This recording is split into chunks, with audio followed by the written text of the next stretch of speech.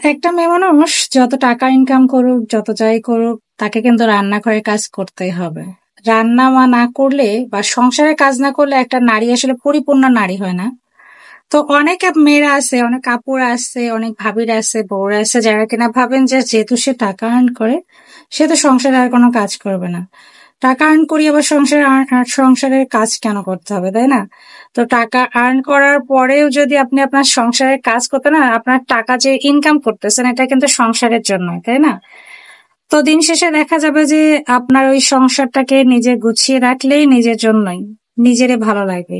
আর যদি মনে করেন যে না, আমি টাকা ইনকাম করি, আমি কোনো কাজকর্ম করবো না, আমি বসে বসে খাবো, আসলে আপনি যতই টাকা ইনকাম করেন না, বসে বসে থাকলে কিন্তু আপনি যদি রান্না বান্না না করে খান, তাহলে আপনার পেটের মধ্যে কিন্তু খাবারও যাবে না।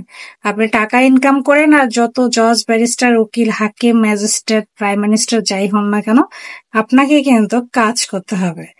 কাজ করবেন তো সবই পাবেন। আপনি দেখবেন যে দেশের প্রধানমন্ত্রী, আমাদের মাননীয় প্রধানমন্ত্রীও কিন্তু রান্না করেন তার নাতি নাতনির জন্য, ছেলে মেয়েদের জন্য, নিজের জন্য।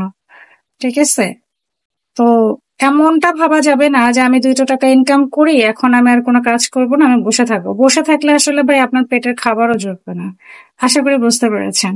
আসলে প্রত্যেকটা আপুদের উদ্দেশ্যে আমি এই কথাটা বলবো, যদি আপনি চাকরি করেন, ব্যবসা করেন বা যাই করেন না কেন, টাকা ইনকাম করতেছেন, তো ভাবছেন যে আমি আর কাজকর্ম করব না সংসারে, এটা আসলে ভুল ধারণা বা ভুল সিদ্ধান্ত। আপনি টাকা যতই আর্ন করেন না কেন, আপনার সংসারের কাজটা কিন্তু করতে হবে। সংসারটা হচ্ছে ফার্স্ট প্রায়োরিটি, তারপর অন্য কিছু। তো সবাই ভালো থাকবেন, সুস্থ থাকবেন। ভিডিও ভালো লাগে লাইক, কমেন্ট, শেয়ার করবেন। আল্লাহ হাফেজ।